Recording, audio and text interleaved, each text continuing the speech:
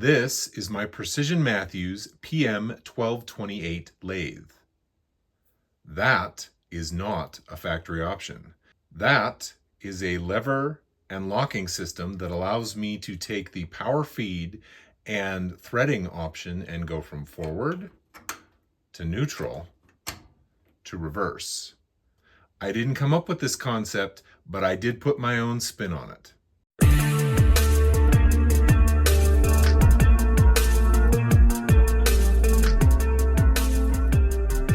Greetings, fellow DIYer, and welcome to my video. So this is the inner workings of my PM 1228. So far, I've been pretty happy with this lathe.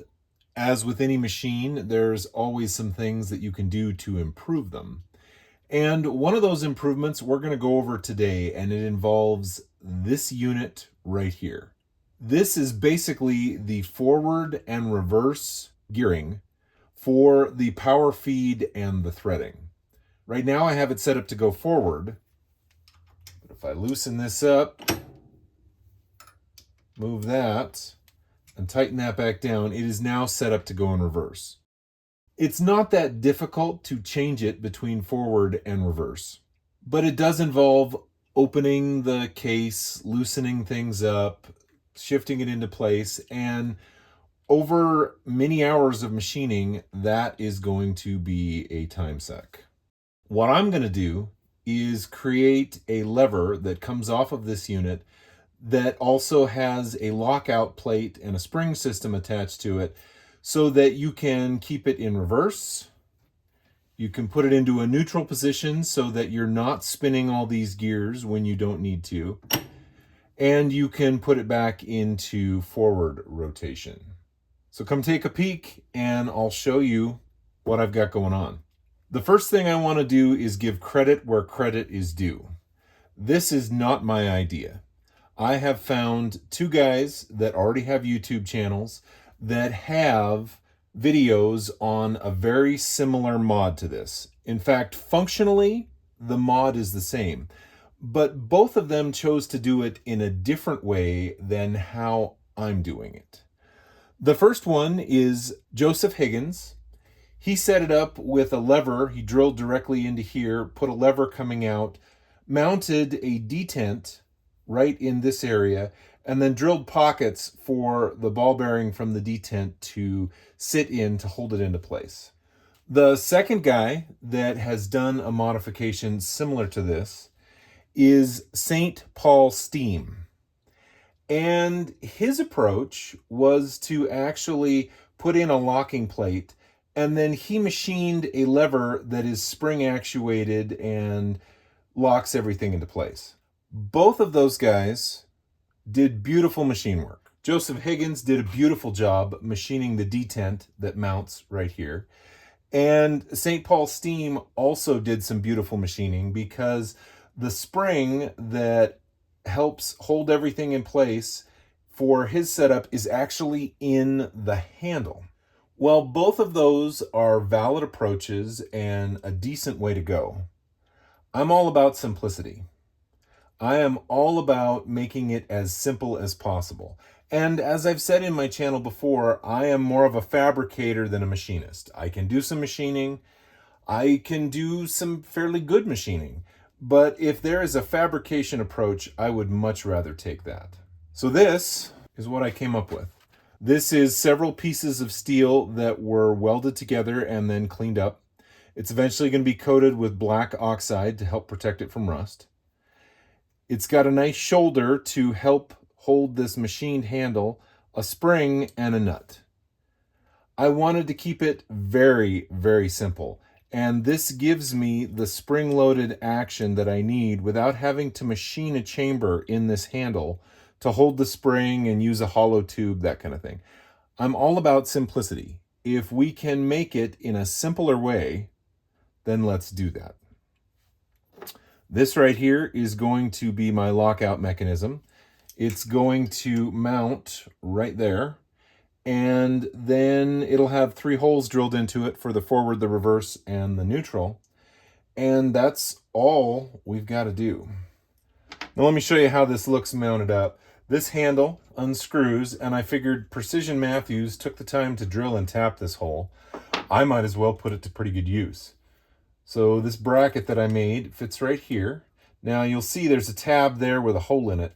I also did drill and tap a hole coming in from the bottom side so that I can take and run a bolt through this tab and help hold it into place. Now I'm sure I could have tightened this down quite a bit and it probably would not have moved, but I figured I would much rather have a good solid engagement. I don't want to go to move the handle and have something come loose.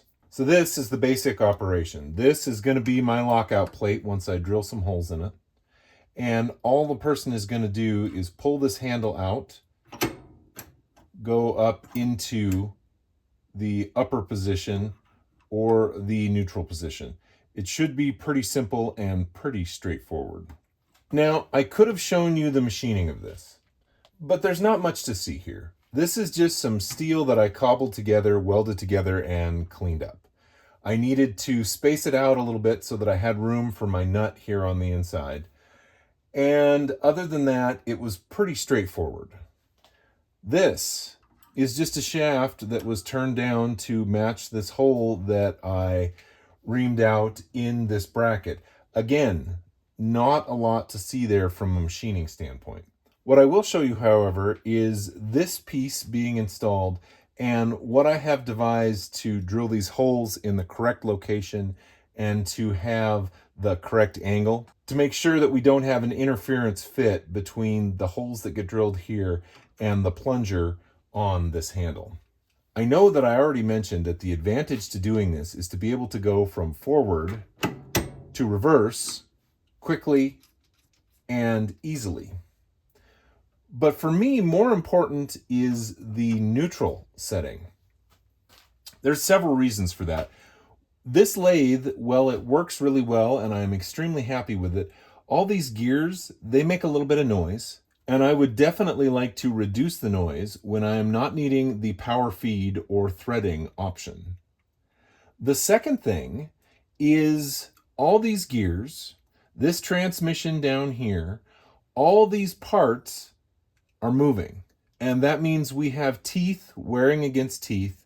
And if I don't need these parts to be moving, I am far better off if they're not moving because all these gears are going to last longer.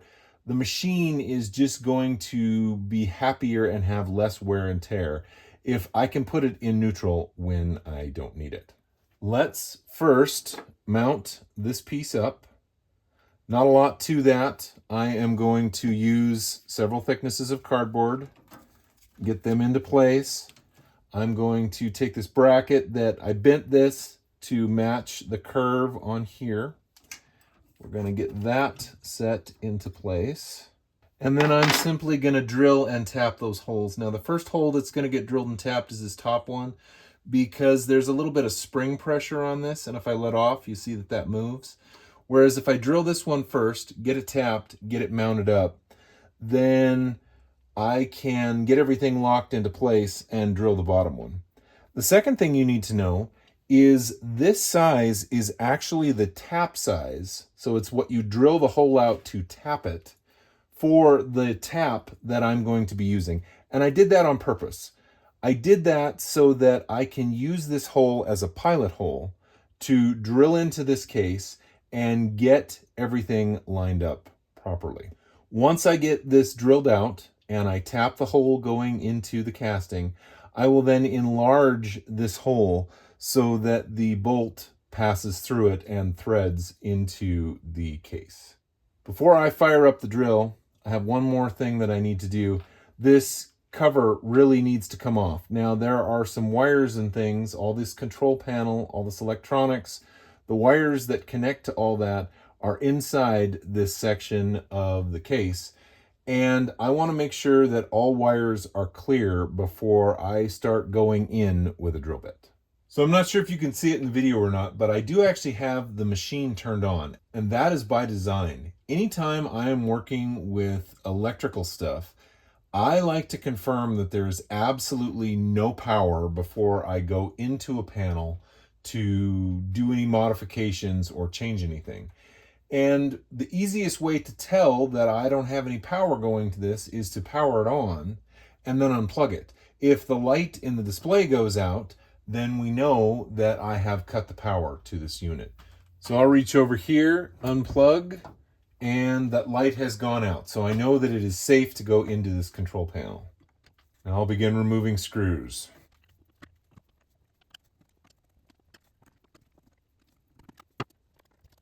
All right, with this plate out and down, I can now see that I have ample clearance behind this casting to be able to drill and tap it. All right, we'll hold that in place. Again, I have this positioned the way I want it because of the spring-loaded tension on the bottom and the thickness of cardboard. So now we're going to go ahead and drill this out. A good start. I can go ahead and remove it. Continue drilling that hole.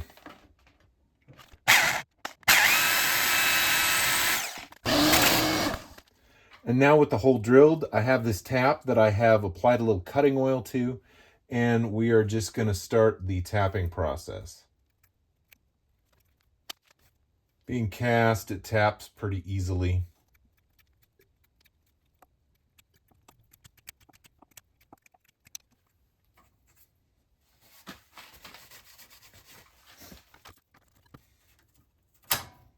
As I mentioned earlier, this hole had to be enlarged once I had my pilot hole drilled.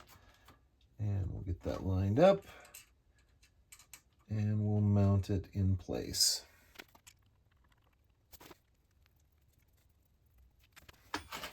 Already that's looking way better. This guide rail that I made was pretty simple to make. I bent it into place and just welded tabs on the end. Again, nothing that you needed to see. It's just basic fabrication. In order to drill this bottom hole, I need a little extra clearance, so I'm just going to remove this unit right here, get it out of my way.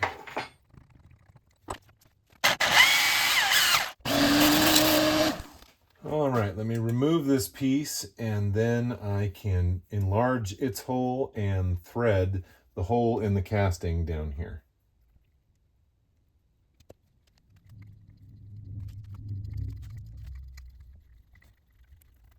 All right, the next step is going to involve drilling the holes that need to go into here for this plunger to fit into. And a couple of things need to happen here. One, this handle and plunger need to come out so that I can add the fixture that I made in here to help guide my holes when drilling. So to facilitate that, I will remove this bracket.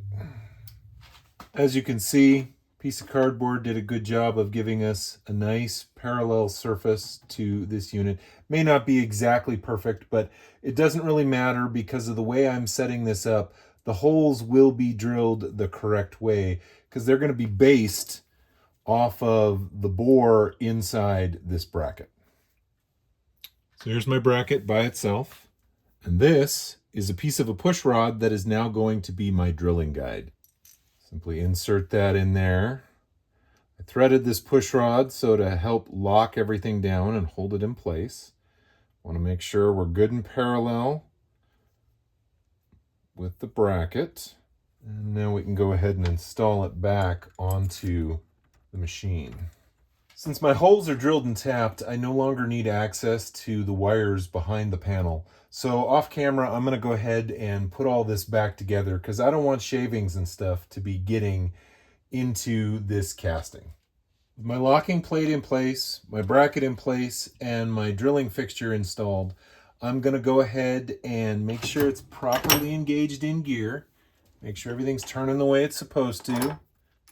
Tighten this retainer down and drill the first hole.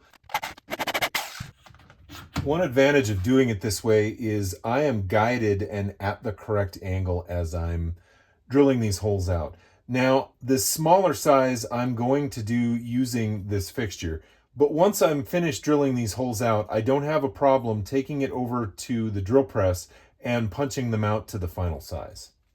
And my drilling guide gave me 3 nice holes all set to go. They just need to be enlarged to the final size.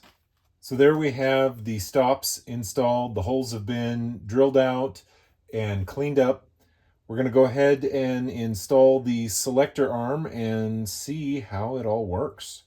All right, it's all installed. We've got forward, neutral, and reverse. All right, let me turn it on. I'll show you that you can shift on the fly. Obviously, you're not going to want to do this at high speed.